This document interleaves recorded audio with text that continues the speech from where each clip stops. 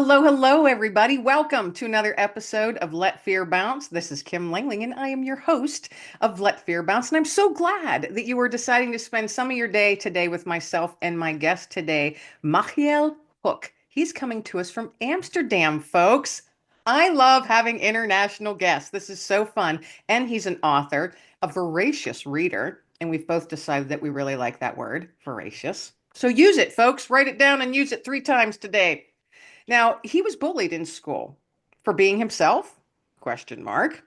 But at the age of 7, he decided he wanted to discover the secret of life at the age of 7, folks. And since then, he's been diving deep into all different aspects of life and trying to answer that question. Now, wouldn't all of us like to know the answer to that question, the secret of life?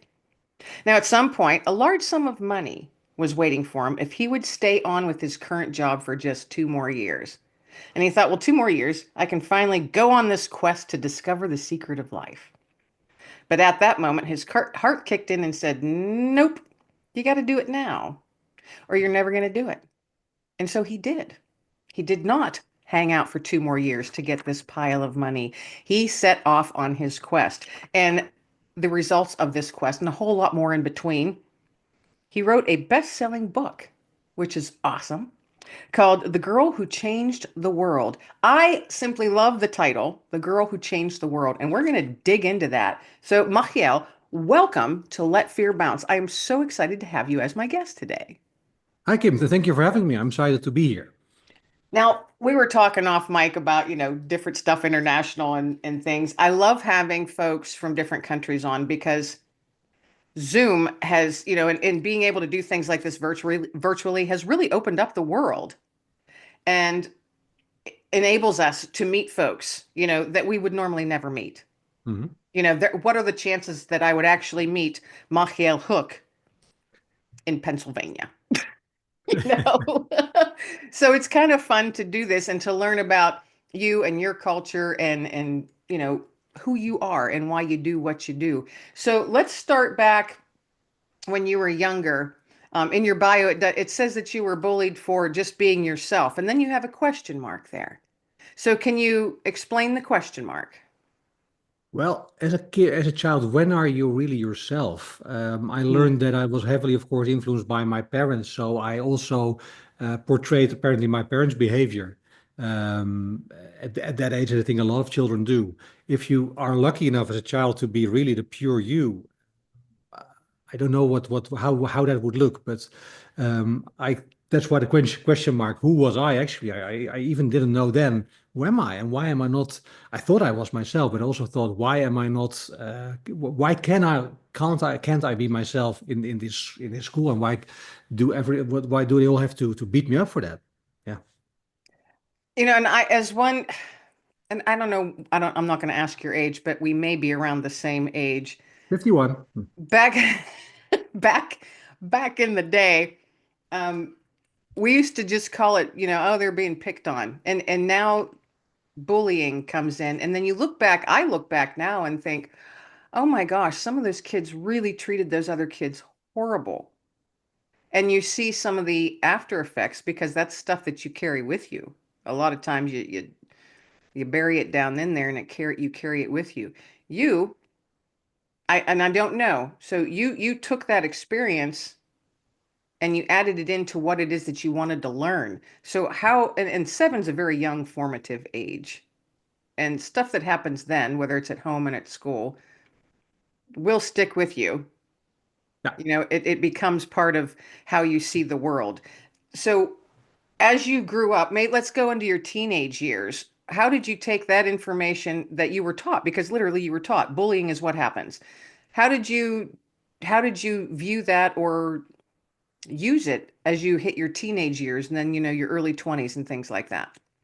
Well, in teenage years, high school, the same was apparent. So it was being bullied with brute force. So it's violence, and I only could escape from that with my intellect or through my head. So I tried to stay out of it and don't get into confrontations and find ways to deal with it in a different way. The only thing I knew is that I didn't accept it. I didn't want to accept it, but I also didn't know how to fight it. I think what I would have loved is what my parents would just have taught me a bit to physically stand myself or to stand my ground might have helped. But it is what it is, and it taught me a way to dive into this topic of being bullied is like division, is like you are not being accepted for who you are, and apparently the group doesn't tolerate that.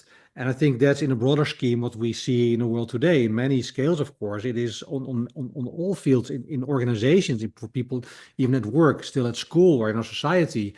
Um, it's like a situation where there's a group which is higher by rank or by definition or by wealth, which makes it in the hierarchy higher than another group. And apparently that's the way that things work in our society. And that's what I didn't understand as a child. And what I wanted to understand is how does this work? Why does this work that way? And I associated that with masculine man energy, like force, like abuse, like violence, like what I call the black parts of that energy. And I didn't Mm. like that masculine energy that much. So it took me a long time, fast forward, to get to the point where I found out for myself that I wasn't even in touch with my masculinity, and I had to do it first to get them balanced, and then to understand that how society is out of balance, that masculine energy and masculine force is so interwoven within any aspect of our society, organizations, the law, the legal system, the economic system, the political system, everything. And it's not to downgrade the feminine force, in contrary, but the fact that it has grown that way for over millennia is part of what we see in our current society, in the world where things are so divisive and things are so confrontational, and confrontations are being fought out violently in wars and clashes. In my brain, I call that the herd mentality. Yeah, Like, and I'm always saying I'm not going to be part of the sheeple. You've got this one group or this person that's gathering this group of people and they just blindly follow. And yeah, I've known since a young age that I'm not a follower. Yeah, and I will never blindly follow someone. I like to educate myself on stuff and I ask a lot of questions. that's And a lot of times it's not received well, and that's okay. That's okay. So okay. I like how you well, no, let me go back. Let me go back. So because your younger years are what formed what it is you are now and how you view the world and what you're doing to change the part of the Yeah, world. yeah. One as I always say, one little nugget of hope at a time, changing the world. Um, so was your home life volatile as well as at school growing up? No, less. I was just raised in a simple atheistic way and taught to use my intellect, and that Yeah. was handy at that point. Okay. So, how fortunate. A That's lot true. of Yeah. a lot of folks don't have that. No, and I even learned that children who bully at school are actually bullied at home. It's like people who are abusive at home, although also in an older age, are have been abused at home in a Right. young age or are being They abusive at learned it work. somewhere. Yeah, so it's Yeah. repetition, or it's passing it on. Right. And that's something, that's not a legacy you want to leave. No, no, but you got to be aware of it, and that's hard to become aware of it. Right. So, indeed. Indeed. So, Yeah. part of what you do, are you helping people to be, or that's your goal, is to help people be more aware? Yes, yes. Of course, my book is called The Girl Changed the World, but I want to be the boy who helps changing the world in a certain way. And my approach to that is trying to help people get out of this confrontation mode, to Mm. get out of the mode of good or bad, like saying I'm good, the other one is bad, or I don't understand the other one, and therefore I reject him or her, and to get into the understanding how this works on the, let's say, the nugget level, as you want to, as you phrased it so nicely, how quantum physics work in that way, and how things work that you actually throw into the world unknown or by conscious, it's being reflected back at you. And everything, it's proven, of course, in quantum physics that everything works on a level where it's all connected, but it's not the way we were taught in normal physics in high school. So there's much more, if you call it spirituality or chaos introduced to that. And that makes it so wonderful in my view, because it shows that everything is so much connected. Um, it's proven that trees in a forest talk to each other because they are connected by their roots. And the same way with human beings and everything around us. So we are constantly in interaction with everything and everyone, but only we don't really see it anymore because we tend to use only direct communication and see that that is a form of connection. So I like to and by giving some examples, helping people to get to that level, understand what happens, and then get to one deeper level, saying, okay, how does this work with this energy that's being passed on from generation to generation? So this ancestral pain and ancestral hurt, which is always being passed on Mm. by grandparents or parents to their children or grandchildren. Sometimes it skips a generation, and how to actually transform that. We are in an age where and time where everything can be transformed if we work on that. And that's a wonderful way to stop these long lines of heredity and ancestral things that happened to our ancestors long ago, but still being passed on. Only thing is, of course, we are experiencing those part of those pains again in a world with all those wars and all those inequalities going on. So we need to make new choices in order to stop that. I was reading something not long ago. It was a book from another guest that I had on. Fascinating book. But it was a lot of it had to do with how the next generation is inheriting the emotional memories of the parents. Yeah. This was from Holocaust survivor, the children of, and they grew up so uh, entrenched in their parents' memories and their grandparents' memories that they viewed their world, their personal world, as that when in fact it's not. They're two generations separated from it. So it's very interesting. I find the whole thing, emotional memory and inheriting that, like you were saying, that ancestral line of hurt. You Yeah. know, how, to me, when you said that, those putting those words together was very powerful. Ancestral line of hurt. Holy cow. That just encapsulates so much. Wow. It does. Seriously, put that on a t-shirt. I Just will do that. Thank you very much. I That's mean, that. that's yeah, I'm going to write that one down because that is so powerful. And well, you know how words hit people when they're supposed to hit them the right way. Well, yours just hit me that way. So thank you for that. Thank you for letting me do that. That's nice. Ancestral line of hurt. Yeah, we want to Mhm. stop that, folks. And at times, and it feels like with you, you're saying, and not that you had a line of ancestral hurt, but you're saying, looking at the world, I want to be I want to be one of those ones that helps to stop that. Correct. Yes. How And awesome. there's And I think there's one element to add to that. I think one of this ancestral collective ancestral hurt we have is the fact that well, actually um, we hid away or we punished the feminine energy. We of course masculine energy and masculine leadership became the norm, but it's also masculine dictatorship, of course. The suppression of women and a suppression of feminine energy. And I think one antidote, one medicine for a better world is when we restore that energy, when we restore that balance, and Mm. not by saying we have to have 50-50 in board of directors and 50-50 women and men, because that's still the system is masculine. So we really need to reinvent and total reset of that system before we can have a real equal system. Because in our current society, everything favors the masculine qualities and more or less disfavors the feminine qualities. And if you look at yin and yang, the black and white ball where the two energies are constantly in motion but also in balance, the elements behind is saying the masculine energy, the yang energy, is the supportive energy, so the bearer for the feminine energy, which is the creative and the creating new life energy, which can thrive upon that. They're equal, but in balance, in essence, the masculine energy is supportive, is say, let's say, supporting and in service of the feminine. And where in our world, in which organization or society can we see such, let's say, service of the masculine to the feminine? I don't see that much. No, I never have. No. So if this is a true statement, or we wanted to embrace that, we need to change a lot in our society, and that's what I don't mind doing it as a man, because I think it's essential for our world to get to a new level. And of course, it's also essential to keep it light and see the humor in that. But it's also a thing that really is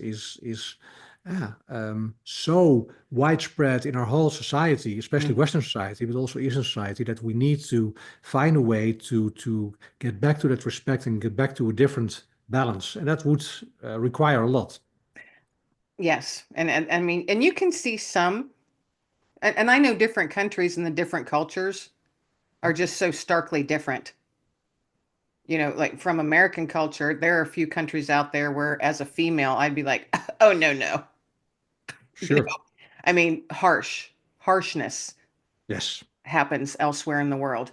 Not going to get into the details of that, but yes, Oh, there's a lot that needs to change, and I think a lot, the ancestral line, like you said, how it was taught, culture plays a big part in it.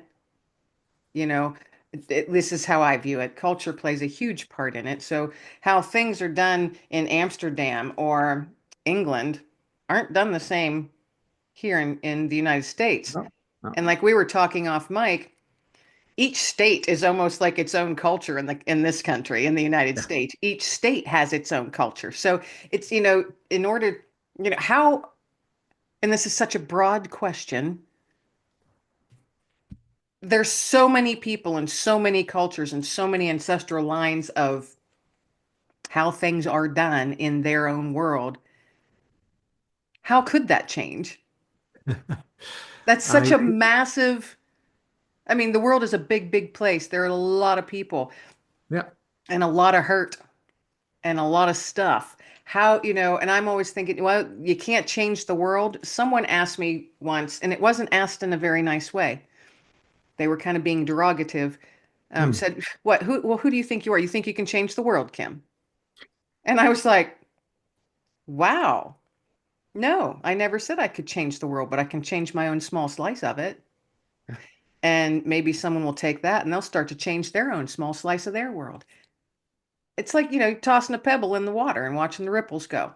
sure. And it's So about that's what inspiration. I liken myself to. I'm just a pebble tosser.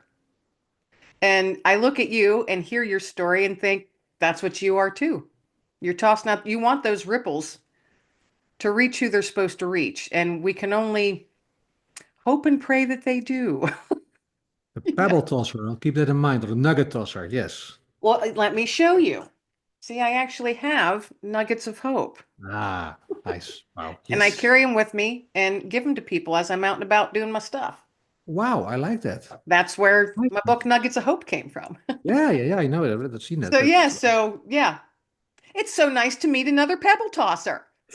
Well, throw them together into the pond, creating more ripples. Yes, That's that's right. wonderful. That is Yeah. right. So let's talk about your book a little bit. The Girl Who Changed the World. What made you come up with that title and to have your main character as a girl? Because I think it ties into what I explained as a Hmm. boy and growing up as a man, I wasn't comfortable with this masculine energy.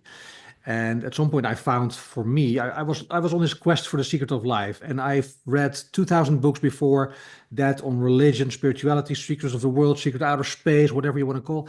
I thought I would find the answer to the secret of life that way. And when I started on this quest, at forsaking this large amount of money and saying, okay, I wanted to go on this quest, I wanted to write to find the secret, of course, this answer, and I wanted to be able to write a book about it, which I would have loved to be able to read when I was either a teenager or a young adult or an adult. So it would have been, it should be the book that would give me the answers that I needed when I was a seeker. And of course, you never end up being a seeker. And Right. once you find one answer, you find that there are More questions. technique. That's wonderful. That's crazy, right? Yeah. But as I went through, through this process myself, I found that I could only bring this across in a story, and where actually this young girl, which in my view is the future of mankind, the Mm, young feminine energy, um, really changing the world through intuition, through a deeper knowing, which is not by ratio, but by an ancient knowing, and a knowing which is in your body and it's every cell, and it's related to also feminine wisdom, of course. So I wanted to have her an experience where she was also in a situation where I was being bullied at school, her parents divorced, a lot of things that would, for her, make her world feel like everything is against her. mm. And she's with her grandfather, and her grandfather actually takes her on this project for a week and tries to explain to her, not by telling, but by having her experience it, how the world works, how things work in a way that she can find these answers for herself, and knows that she is actually in control, and makes it powerful and understandable for her. She is in control how she perceives everything. But the only thing is, of course, you have to be presented tools to in order to do that. And that's what happens throughout the story. And of course, at some point, she comes to the point saying, okay, I'm here, but Grandpa, you're there and you're telling me the things A, but you're walking B, so you're not walking your talk. And if you don't change, I'm holding you this mirror and you and deal with it yourself, but this is not going to work anymore. And that's so she changed her own world, she changes his world, and she changed the world of her own family at the same time. And then each of those people can in turn change their small slice of the world. Exactly, exactly. That's the wonderful part. And It's that's the high, the it ripple is. It's effect. Yeah. beautiful. If people would just look at it that way, and it just popped in my head. So you got a flower, it's all tightly tucked in, springtime, all tightly tucked in, and you're just waiting, waiting, waiting. We, as these people that are, you're in your dark moods, or life is just really hard maybe for you, or you've lost a loved one, you're in grief, and you're tightly tucked. But then someone comes along and tosses something your way, that little nugget of hope. And maybe you start to open a little bit, one little petal at a time. Just think of how beautiful we as flowers Wow. could be. Yeah. What a wonderful metaphor. Wonderful way of I'm putting it. I'm pretty Thank darn you. proud of myself for that one. Ah, yeah, yeah, rightfully so. I'm gonna have to write that one down as a little story, I think. Ooh, Yeah. Blooming flowers. I mean, seriously, think about it though. Think of everything that a plant, and I'm sure you have, sure. Yeah, yeah, yeah, yeah. This how book is thing, about, how they grow. Because you mentioned how the trees talk to each other. yeah. I watched a documentary about that, and I was just so enthralled and just so loved that, because I am most myself and most at peace when I'm outside. And I spend as much time out there as I can with my dog. We're out walking the fields, the woods, sitting by water. That's where I breathe, just in with the good, out with the bad. And that's when you said that, the trees talk to each other and everything is connected. Gosh, I wish everyone would sit and just take a minute and realize that, and how profound that can be for everyone. Mhm. Goodness, goodness gracious. Because, yeah, we're all plants just trying to bloom in a Plants with, way, yes. you know? So, okay, your book is a bestseller, In the which is, Netherlands, and we're trying, of course, getting it. I wanted to share it with America because, in my view, as you and you said, there are much more masculine countries, but I thought in our Western world, closest to having so much influence in the world, I thought America is quite a masculine country, and I wanted to be able to be part of a small part of that movement of change and just launch it there. Yeah. when I think it's awesome. I read, now folks can find this on your website. There's the first chapter. Correct? Yes. So I got on there and read that this morning. Wow. So, folks, take advantage of that on his website. We'll share that in the show notes and at the end of the show. But just keep that in mind that there is a free chapter that you can read on there. And I think that's going to pull you in, folks. You're going to be like, I think I have to get myself a copy of that book. But it's The Girl Who Changed the World. Is it available anywhere else but outside of Amazon? Amazon, and there's a few bookstores, I think, in LA or in New York, but Oh, just there's okay. just so And I'm Amazon is the assuming if you're in any library, and we're talking the United States now, folks, if you're in any library, if you request the book, I think the libraries can get it for you. wow, they like yes, I think that's that would how be a that nice works. So request. awesome, awesome stuff. So, okay, where else? Where else did I want to go? I have to look at my notes. So what is coming after this? The For girl me, who I'm changed the working world. What's coming after? the girl who changed the universe, of course. Oh, well, silly me. Yes, exactly. What was I So thinking? working on that currently. And that Oh, really? That's what it is. The girl who changed the universe? working title, but it's about the origin of life. It's about what we're dealing with today with AI, with the world, and how to combine actually the oldest knowledge of our oldest civilizations with our what we think state-of-the-art knowledge and experience what we have, and how to integrate them to see that if you have this picture of the atom and you look at the atom in detail, it becomes a universe in itself. So the biggest and the smallest are interwoven, are interweaved, are in a way connected. You never can get to the smallest part, and the smallest is equal to the biggest part. And by changing that, by changing the biggest for the smallest in any interaction, you get a new you get a new interaction of particles in between, but everything will still be related to the biggest and the smallest, and it will be the same. And that's a wonderful way of diving into details and the bigger part. And I try to, in a story, connect it with the origin of mankind and the origin of our universe. So when you're working on a book, now you had said prior you'd read over 2,000 books on this subject. I mean, that's a lot of reading. That's a lot of deep reading, a lot of profound things. So in all of that reading, 2,000 books, did you find some that you're like, this person, this author really doesn't have any clue what they're talking about. They just put their opinions out there and that's it. I try to get these nuggets of that would of course fit me maybe, but I understood that everyone's writing from his or her own perspective, Right. which is a truth for them. So my question at some point was, is anyone wrong actually? Can they be wrong, or can they be just right from their own perspective, and how to view that? I didn't run into anything that I thought, oh, this is off. Yeah. I wouldn't have chosen them, I think, otherwise. But it's more like, okay, this doesn't suit me or fit me. But it's interesting how someone can write it from that perspective. If you write books, for instance, on secrets of the universe or our solar system, there are theories about the moon is a not natural object, but it's man or alien made. And if you follow that line of reasoning or logic, you could come to that conclusion, and you can say, well, everything I read here might be right. So then the conclusion must be right as well. But what does it tell us about earthly life? And if it's more like I get more into scenarios. So, okay, if this would be right, or if I could even conceive this way of thinking, then what would it mean for? And that gets you into more scenarios. And I Mhm. like that thinking because it gets you out of right or wrong. Because I think I wasn't able to decide myself what is right or what is wrong.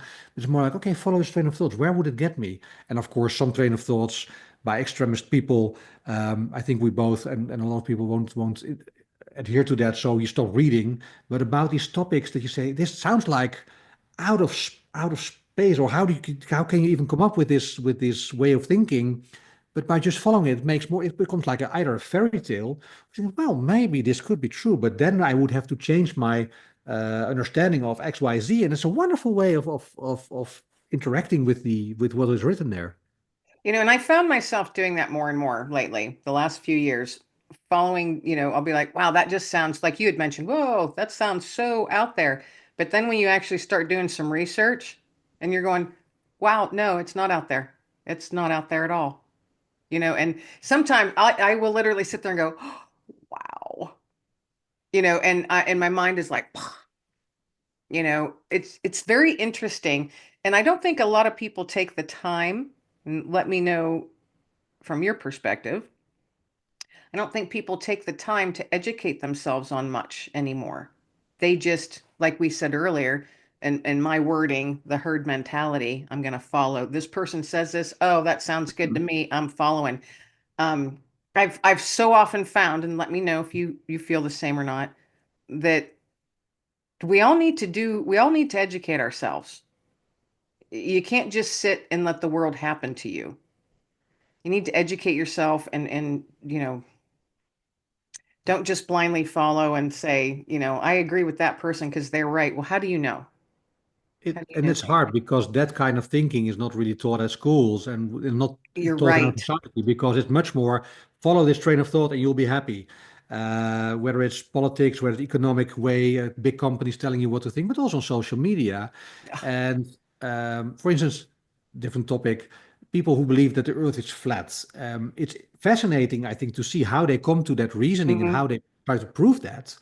Because in their way of thinking, it's provable and it's very well to say that. Whereas maybe most of us would say, well, we learn differently, and you can prove that it's different.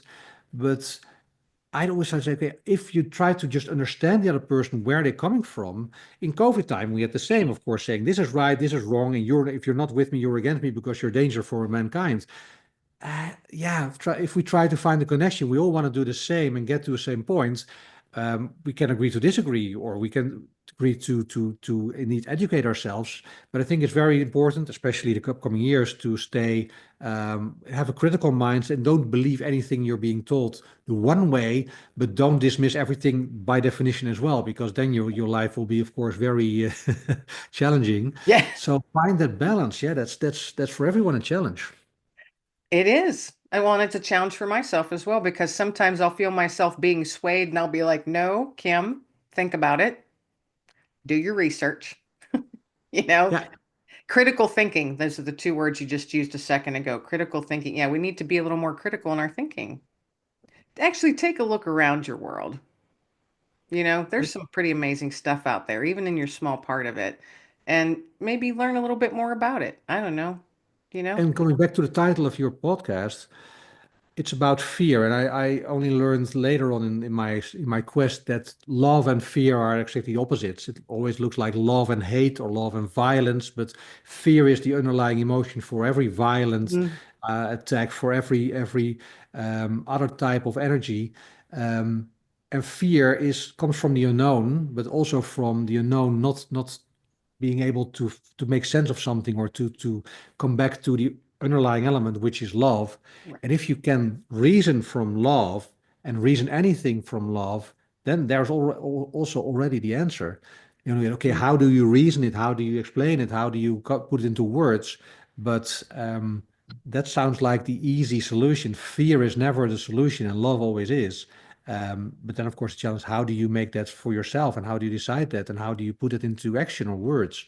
That's your own challenge. Yes, indeed. Fear is the driving force for so many people, Yeah. although they would probably never admit to it. It's something you don't even recognize it because fear is Right. so institutionalized in our society. You are correct. Yes, indeed. I 100% agree with that. I agree with that. Well, we're So gonna, these holy nuggets of cow. hope, let's get these nuggets of hope and nuggets of love and to as medicines and antidotes for that fear. Yes. Take your medicine, people. Throw some stones. No, don't. With hope on it, with hope on it. Toss nuggets of hope. Yes, yes. Don't throw stones. Sticks and stones. I like that so much. I'm going to create some nuggets of hope for myself here as well. I like Awesome. it so much. I'm going to share. I'm going to spread it. It's wonderful. I like it. I like it. I like it. See how my little slice of the world just expanded to Amsterdam. Yes, My little nugget of hope went clear across the pond. exactly. Now, see, folks, see, you listen out there or watching on YouTube, how easy that is. It's doable. It's doable. So, Machiel, what is something that you can share with people that they wouldn't think of you? Or, what's something that you do that most folks don't know about? Well, I don't know so much about that, but I think it's about this. I actually am, of course, I came from a business environment and I learned everything the business way. I still call it maybe the masculine business way. So put in actions, you get to results, and then you get to what you want to achieve, and that's the way things work in this life. And if you want to manifest something, you got to do your work on that, and you're going to manifest, and you get ABC, and you get you to your stepped approach and reach results. And I noticed that the more I did that, the less it became effective. So at some point, I just learned to let go and Mm. just surrender to the flow of life.